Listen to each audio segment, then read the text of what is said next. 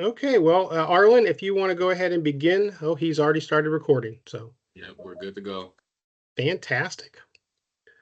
Well, welcome everyone to our lunch and learn on developing a military affiliated success center or office.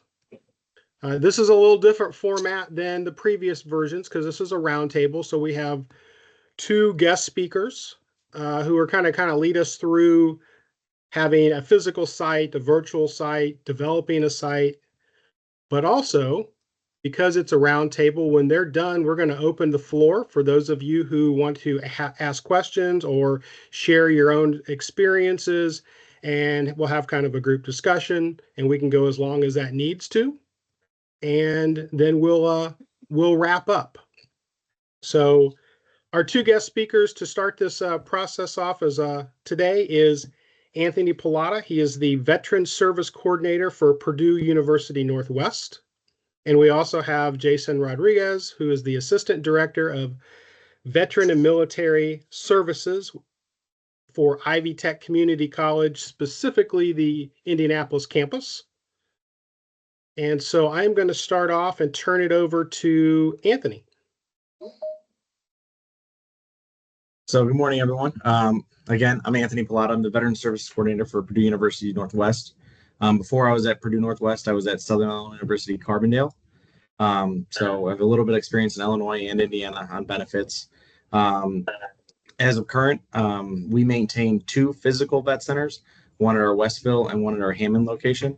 And we also have two virtual vet centers, one that is a formal one that we run through our Brightspace, and then one that we that's more of an informal through our SVA chapter that they have set up on a Discord.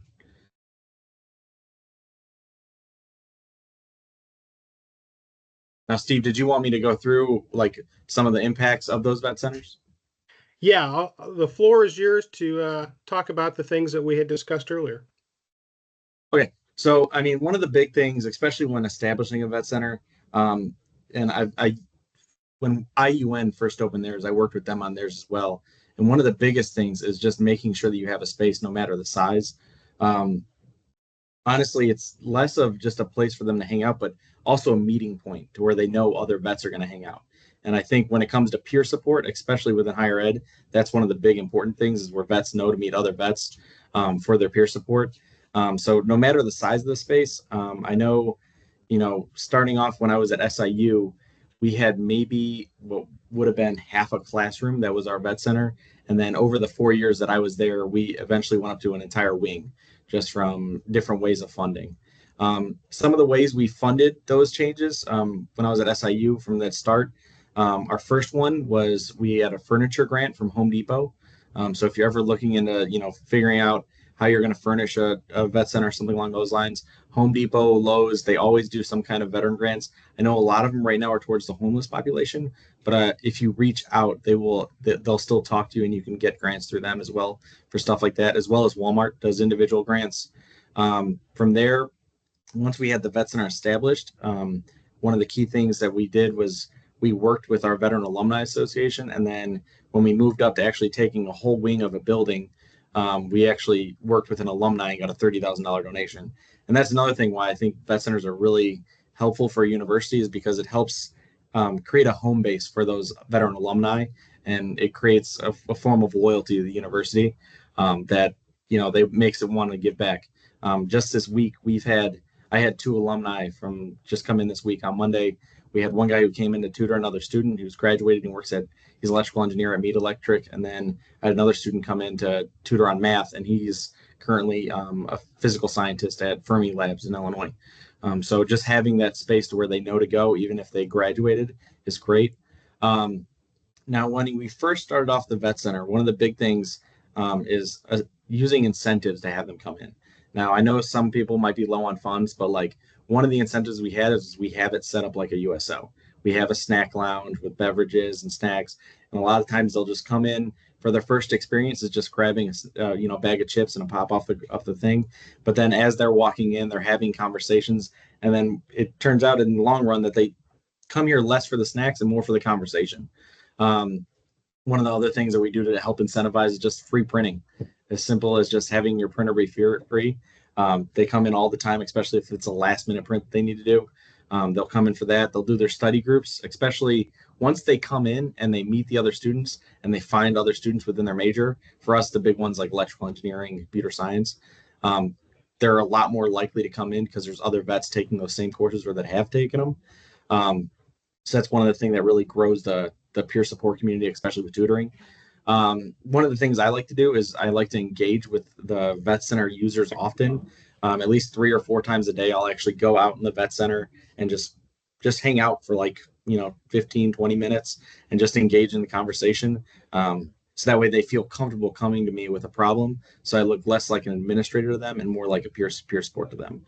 Um, when the tutoring is taking place, make sure that you also, encourage some quiet time in the vet center. One of the problems we've ran into quite often is that sometimes our vet center gets a little too rowdy and not a lot of tutoring or learning can take place. I don't know if you can hear now, but there's laughter going on out there right now currently. But is just making sure that there's a space for that quiet time. Like we created our computer lab, which is now turned into kind of our group study area. Um, Another thing that we want to focus on is when you create a vet center, is to focus on getting those VA work studies. Believe it or not, that is a huge driver into getting veterans in. Not only that, but it also works as a secondary benefit. Let's say you run into a vet student that's having a hard time paying for school or housing or this, that, one or the other. Having that work study opportunity available to them is tremendous. Even though it's just, an additional $800 a month or however much it works out to. Having that opportunity is amazing. And I've noticed a lot that the VA will actually give you more hours than you need for a lot of the work studies. I think we're allotted the hours for about 4 people, but with all the hours that they give us, we are able to hire 6 generally because we don't. A lot of them don't stay during the summer. I'll have 1 or 2 stay during the summer. Make it a destination for giveaways is another thing that I have on there. What I mean by that is, like, for instance, if you give me 2 seconds, when our veterans come into the vet center or join PNW, one of the things that they'll get is a PNW veterans T-shirt.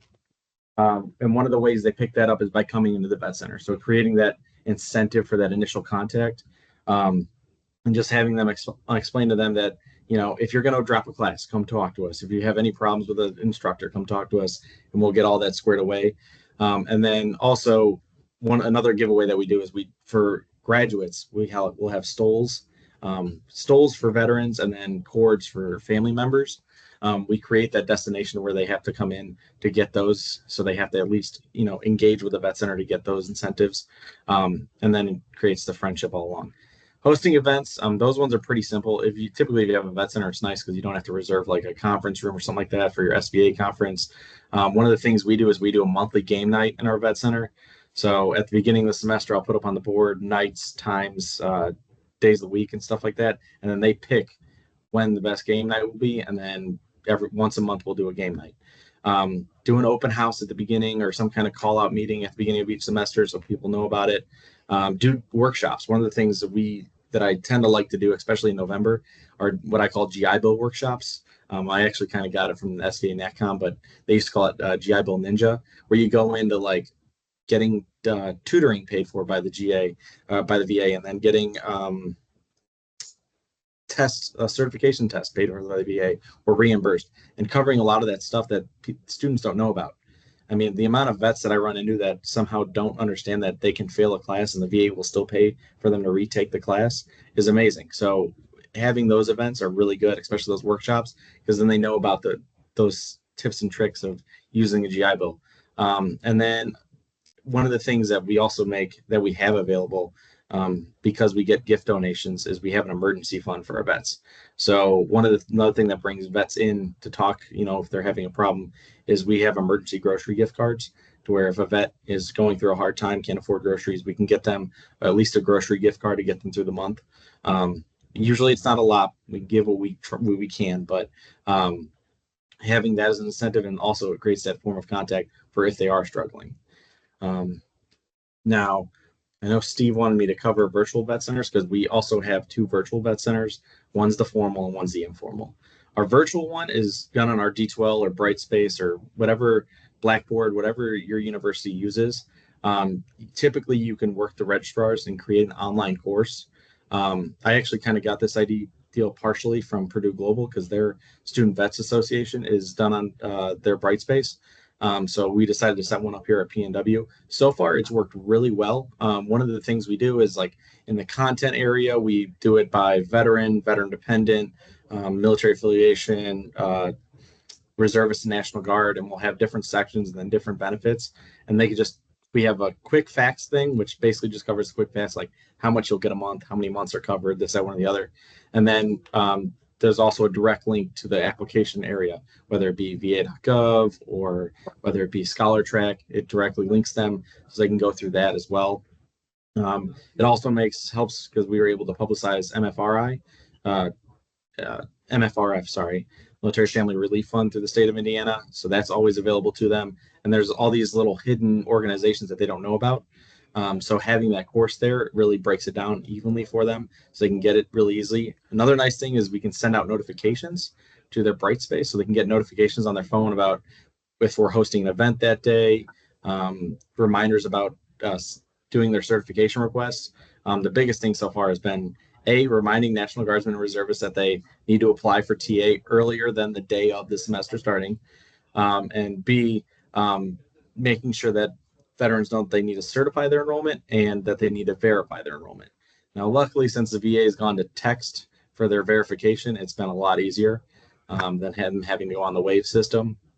And then another thing we do is like, if I get notification from like, let's say work one regarding a career posting in the area that I feel like our students might be interested in, like there was one this week for like a game manufacturer up here. I posted that career opportunity because they were having a career fair for it. Just having the ability to post those out there so that way they have the ability to know about those things going on. Plus, with how close we are to Chicago, there's a lot of events for hiring that go on in Chicago, so I like to publicize those. And then another thing that we're going to start to do this semester, we haven't started yet, but we want to create a forum on there to where like the question will be like, if there was something you could tell a veteran to help them get through his 4 years in education, what would it be? And then they can reply to that. So that way we have that general form so they can start the conversation early. In regards to the informal vet center, less controlled by our veteran services, more controlled by our SVA. It's not through D2L, it's through, you can use any form of third-party group manager such as GroupMe, Discord, something like that. It's more like the fun server where I go into ours, and the way they have it set up is they have like benefits, SVA events, and then there's even a memes page where like they just post their memes to each other. So it's a pretty fun thing. You got to limit the permissions to only the EC board. I will say that. Otherwise, people will start changing other people's names, and it gets kind of chaotic real quick. But I mean, it's a great little thing to have, especially just to build that camaraderie around the vet center, and developing that peer support, where especially during the summer when they're off at internships, that they can still stay in contact with each other. But I think that's just about it for me, Jason. Or I'll throw it back to Steve. Well, thanks, Anthony. I appreciate all of the details. I'm going to turn it over to Jason. He's going to talk a little bit. There might be, and we're hoping there's going to be a little bit of overlap. But at the end of Jason's presentation, then we'll open it up for questions for either one of them or for anyone in the group to share their own experiences. Jason? Yeah, thank you. So good afternoon, everyone. I'm Jason Rodriguez. I'm the Assistant Director of Veteran Military Services at Ivy Tech, specifically the Indianapolis campus. A little background about me. So I know I'm talking about developing it and like the planning purposes of it and planning stages. But at my past community college that I was a student at, and then I ended up working at, we did have a veteran center as well there. So I do see the positives that come out of that, and from the student perspective, actually using it. So kind of going into the planning, I may be different than other colleges. I really, really relied heavily on my students. I came to Ivy Tech wanting to establish a vet center, seeing the end goal from my experience, but I wanted to tailor it to Ivy Tech. So I started off by getting the one or two students that were actually active on campus, trying to do something, sitting them down in my office, explaining my vision, that what I thought I wanted at the time. And I say what I thought because what I have currently and what I'm about to open is way different than anything I started off at. And it's a positive thing because I'm not a student. I don't know what they want. I always tell them that they're my boss of this room.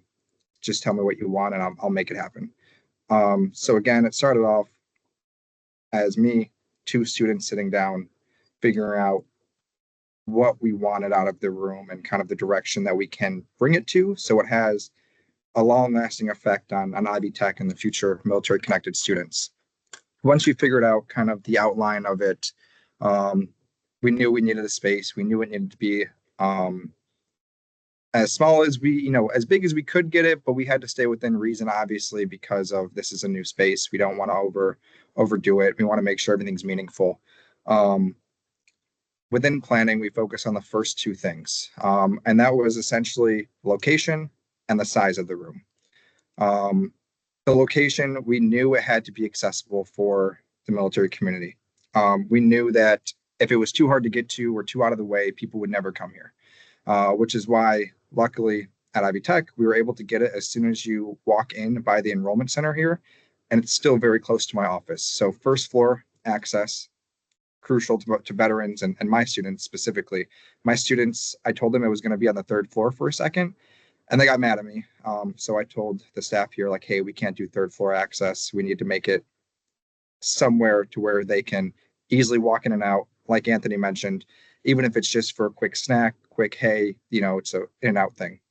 So once I got the location of it, we talked about the size next, and I gave them a realistic reality check of, hey guys, I know you want a whole floor. That's not going to happen here, at least at this time.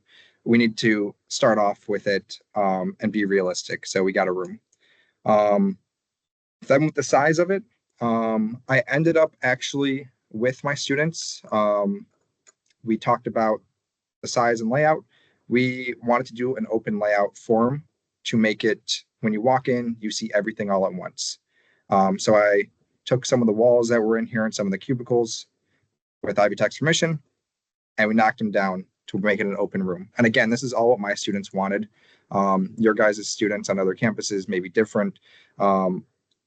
If you get anything out of me talking, I hope it's that you really value your students' opinions when things like this are happening, because this is who's going to be in the space. Like I mentioned before, I have a student worker in here right now, and he's still giving me, like, hey, we should do this at the room, etc. But anyway, after getting the planning done with location, size, the general layout of what we wanted with it, then we started going into actually designing the room. And we wanted to be purposeful in how we designed it. Because again, like Anthony said, people are going to come in for various different reasons. I want to make sure we at least try to hit as many reasons as possible to make them feel comfortable. Because at least at a community college, we don't have that 4-year experience in terms of living on campus or having those resources of living on campus. So I wanted to make it as comfortable, have a sense of traditional campus learning, but still being that community college of which we are, which is why I divided the room into 4 parts. Part number 1, comfort. I put couches, TV, books. We're getting a couple of board games, some video games in here at some point to knock off that comfort section of it. And this is where I said the changes happen.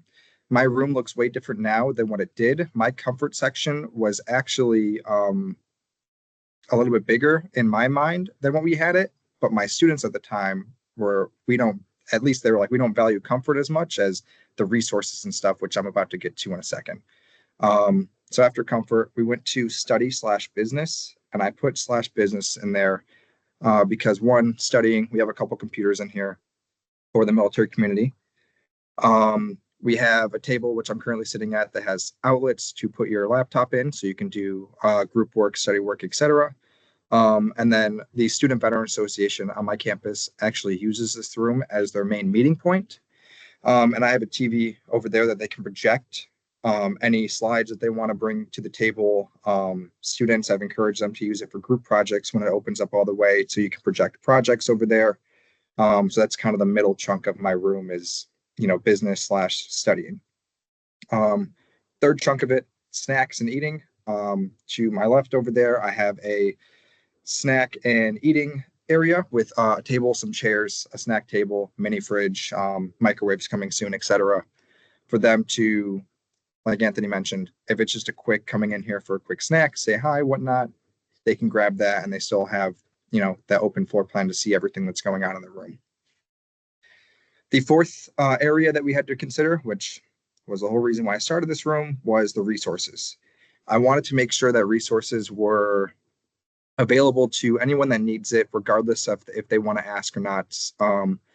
Resources as in school resources, community resources, or anything else that students might seem that they need help with. And I wanted to make it in two parts. One, as soon as you walk in, you see it right away. It's the first thing that you see in this room. That's more of the pamphlet area / general resources that you don't necessarily have to ask for, if you don't feel comfortable or need that quick, just, grab of information. Second one is actually across the room. So no matter where you're at in the room, you always have resources available to you. Second one is my student worker desk. I think that's the most important resource that you can have in this room are other student workers or other students that are going through the same thing they are. As Anthony hit earlier, student workers, extremely important and vital to the student experience on campus because I could talk to them all I want. Some of them don't listen to me and they do what they want anyway. Some of them are like, Jason, he doesn't understand. He's not a student right now. He doesn't use the same stuff I am. So I have student workers in here specifically, one, to overlook my resource center here, and two, to make sure they're there to answer any questions that students might have that, pop up on a daily basis as they're using the room, or maybe they just don't feel comfortable asking me because I do work for the college. I'm not a student like them. So after we designed the room and starting putting things in, this is kind of where I want to put a note out there of you're going to make mistakes as things pop up. Things might not play out as what you want, and that's okay. I've moved the design of my room now 3 different times because these students that come in here always bring up something I never thought of. First thing they brought up was I had the snacks that I didn't think mattered against this wall behind me. And they said, no, that doesn't look right. And they really couldn't explain to me why it didn't look right. They just said, oh, it looks better over there. And when I moved it, I was like, guys, this is your room. Go at it. Go ahead and move the snacks if you want to. They make fun of me now because the TV that I got, I guess I put in the wrong spot. So I'm sure that will be moving at some point as well. But again, these are all things that I didn't think were important. I was like, you guys have a TV. You're fine. You guys have snacks. You're fine. But I've learned that once you get the room at least started and you start moving things in, your military community, at least mine do, will come in here with their opinions, and you just have to be open-minded with it. As always, I do whatever my students want at the end of the day, as long as, and I put the caveat in there, as long as it's legal, I tell them. I was like, I'm not going to, come in here and I'm not going to be doing just things just to waste it. I want to make sure that we're doing everything purposeful and then we are following the rules of which Ivy Tech and everything else is set for me.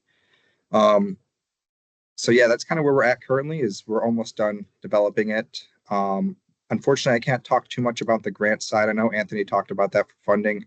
I will tell you that I passed college for funding, and I mentioned this at the beginning. I don't know if you guys were in here for that, but my past college, we had a hospital fund our veteran resource center for the first 5 years, and that's how we did everything there.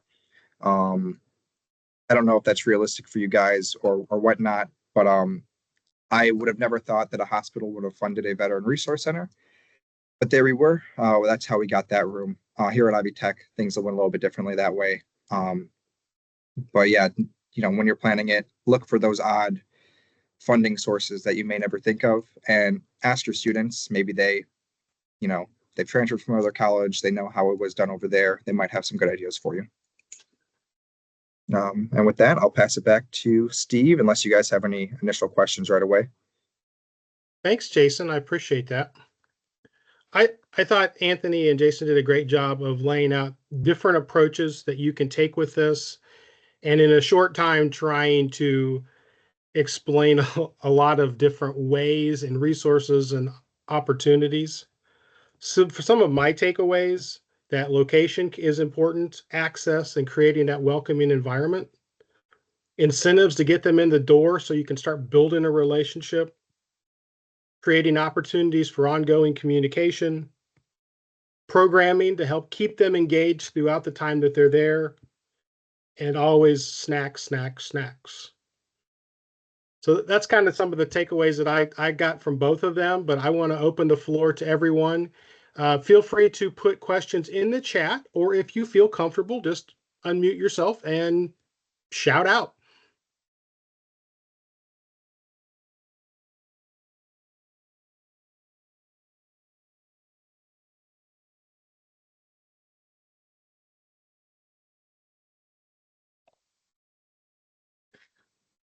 I'd be happy to add to the conversation if I could. Go right ahead. Okay. So hi everyone, my name is Morgan and I am the director for the Veteran Military Success Center at Purdue. It has since then been 10 years since our vet center has opened. So that's happening as of 9/11. We had officially opened. A few things that I wanted to share, particularly with this group and then with anyone navigating this, is much like Anthony, much like Jason, we started with grants. We started with a Home Depot. We started with, I believe, AT&T had a grant out there as well. It was just a collection of money to get us going and started. But where we really started was around students had organized themselves in a student organization and advocated for themselves. And I think this speaks to the nature of military affiliated students. They're very organized, they can get things done. And way back when, it was a group of like-minded individuals, military affiliated students, and they were just advocating for themselves as loud as they could. And they grabbed attention. And I'm not sure how things go on your campus, but on our campus, student voice is really important. And they kind of spoke to the right people at the right time and caught the right attention. And it started with the aid of those grant opportunities. And before we knew it, someone officially had a professional line staff, get this up and running. Another component to our operation that I would say, I personally highly rely on is that at that point, we combined our certifying official position, who was then in the office of the registrar, into the vet center as it was being created. So that was a real case we had to make, why we were taking one person from one office and putting them into another while creating it at the same time. It's just what worked for us. And it is something that I believe guarantees foot traffic, I think, because at least you have them coming into your office for that benefit certification piece. And it serves even as today as a main source of communication with our students. Another thing I wanted to share with you all is when we were deciding where we would go, historically, the Purdue Memorial Union was a memorial to a specific cohort of service members. And so when we were deciding where to go, there was that historical connection, and they actually asked us to be in that location. So maybe there's a historical landmark on your campus. Maybe it makes sense to make that pitch. Part of that agreement was that they would give us our student center for free. So the actual square footage for our student center was an extension of that memorial to this population. But then the staffing part that is around the student center, we do essentially pay rent for. One thing I wanted to share with you all, this is kind of like a lessons learned. When we first came out with our office, we titled it the Veterans Success Center. And for a number of years, the previous director and even me, when I became the director, we noticed that students were sitting on the outside of our office. And so for that reason, we started asking them, why are you sitting on the outside of our office? And they were like, well, I'm not a veteran. yet. And we realized that multiple students had this experience, and it wasn't just students from 2022 or 2020, like it was multiple cases. So just be very mindful in the awareness that you create, because I think when you're speaking with military affiliated students in general, there's that, am I a veteran? I don't know. So just be mindful of if you might, create some hurdles with the language, and just always being inclusive and that kind of thing. Because of this, we have since then changed the name of our office, and since then have also seen a huge demographic change of who's actually using our office. Um, the last thing I wanted to share with you all is just reiterate some of the excellent stuff from Anthony and Jason. Work studies, hire your work studies, get them in your office. There's nothing better than hearing chatter from your students about what they want, what they dislike, and they're bringing students into your office. Another thing that you can do or consider to do is, if there's a specific student center, can you give just the student workers or the student leaders access to that space after 5 p.m.? So like you can have, all these students need places to meet with their groups for their group projects and that kind of thing. Can you make it that your center is extended to them as well? So we manage that with like a swipe door system thing, just something to consider. We have CAC card readers, and we have CAC card military website software on our computers in our computer lab. So that's a huge accessibility thing when it comes to accessing, federal tuition assistance. Come tax time, they're all trying to download their first W-2 off of my pay and that kind of thing. Just, ask your students what they want, and that's always going to be a moving target. And some of the best ideas have come from asking them what they want every year. So we typically send out like a global climate survey, and bar none, snacks is always number one, but we always get some really good ideas from that as well. And then we have the free printing, fridges, coffees, things like that. Something that you could do as well is, we have asked students what type of computer software their courses are requiring, and we've bought that software and downloaded it onto our own computer labs. So they don't, like, that's a huge hook for them. It's like, oh, I can go to this center and they have this software already downloaded onto their computer. So therefore I don't have to buy it just for one semester. So that's been something that we've kept on those computers and kept updated. It's quite the task to do and to keep updated with, but it's certainly worth it in the students' eyes. But that's kind of all I wanted to share with you. And then if anyone wants to bring up the topic of reporting fees and how you could potentially use those, that'd be a cool idea, I think, or relevant to this conversation. Morgan, we do have a question for you. In one of the things that you were talking about the CAC reader, and you also mentioned the software. And we had someone ask, what is the software? They've been trying to figure that out. I feel like it changes every year. There's a really good website. It's called mycachelp.com, I think.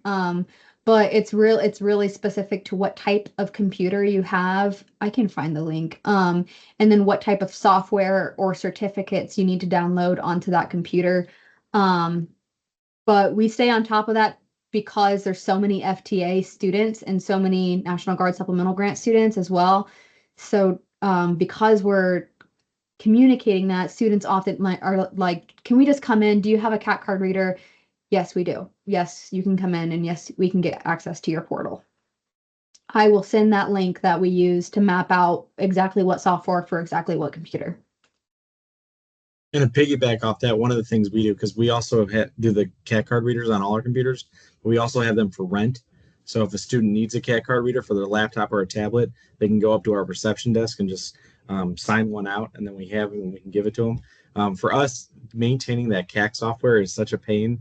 We do it often, but the problem is that a lot of the times, if you download it onto the computer, when they sign into their login information, they don't have access to the downloaded software on the computer because of administrative rights. So we've made it to where they can rent the CAC reader as well.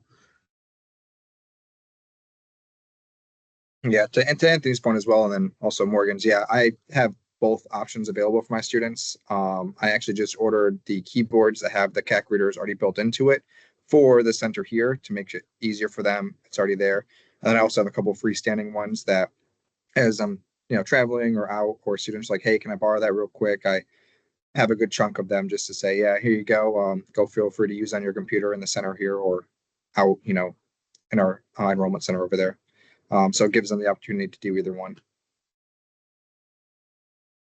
And if you're wondering about like the specialty software, because like we have a computer in our computer lab we call it the engineering computer because they have the MATLabs and every new engineering program that they offer, we always get updated every year. And that one is mainly what the engineers use for all their crazy stuff and all the tech degrees. That one I can tell you it cost us a pretty penny, but we needed an upgraded computer for all those programs. But it's paid out in the long run. Well, I love what you guys have been sharing because we're starting to get into different ways of using your center. So I think, Morgan, you said that the SCOs are attached to your center. So a question to the group is anybody else doing that? Because what I think we're getting into is you can kind of outside of the box thinking kind of create something that works specifically for each institution. So that would be a question. And then just in general to everybody else, are you doing other things that haven't been mentioned? And to give ideas to your colleagues.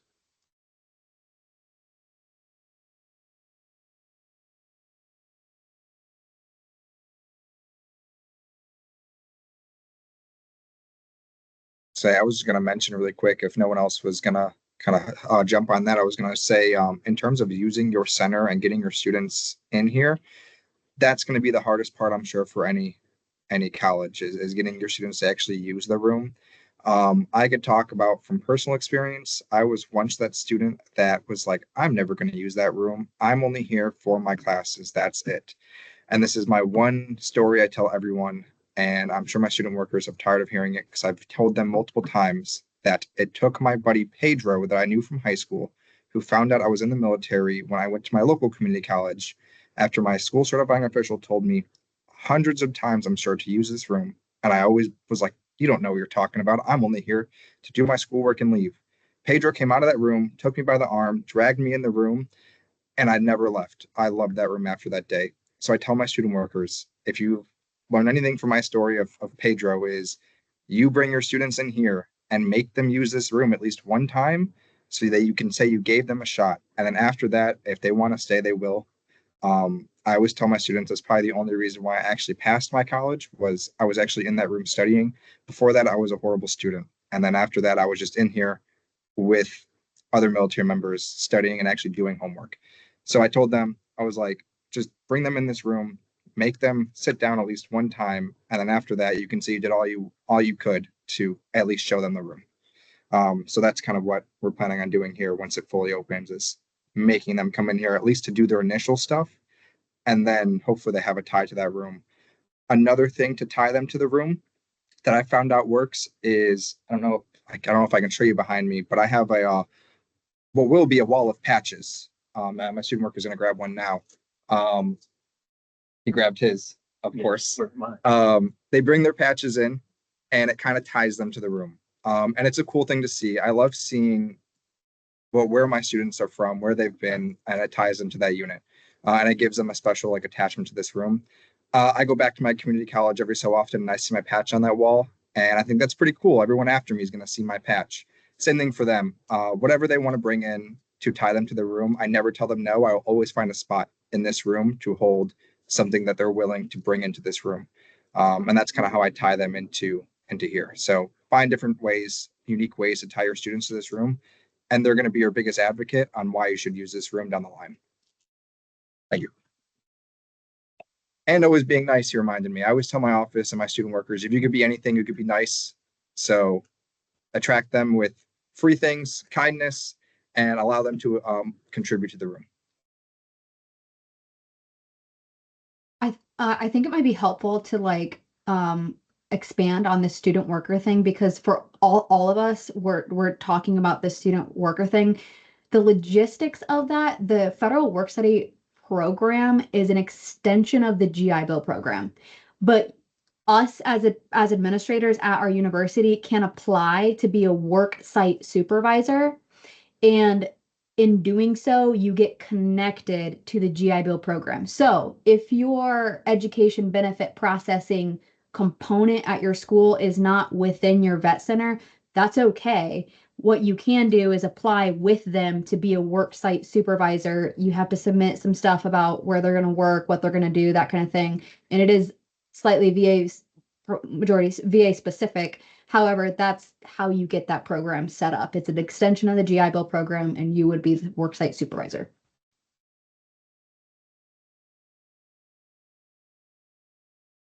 Thank you, Morgan. That's great. Does anybody else have any questions? Any comments? Anything you want to share? I do appreciate everyone's contributions today. I thought this was a great discussion. There's so much you can do with this topic. And if you've got any thoughts in the future, we can always circle back to this at later dates and continue on this kind of same theme. But again, thank you, Anthony and Jason, and also Morgan, for your additional information. What I've also learned is if you need interior designing advice, don't call Jason. So I've messed up a lot. Don't come to me. Or to my students, if anything. But nah, my student worker's laughing at me now. But yeah, don't come to me. We have been recording this, so probably in about a week, the recording will be on the CPSI page. Our next scheduled Lunch and Learn is on October the 16th. We'll be bringing Dallas Kratzer back, our consultant, and he's going to be talking about creating a military hub. So hopefully, please mark your calendars for October the 16th. We'll see everybody then. And thank you very much. You guys have a great rest of the day.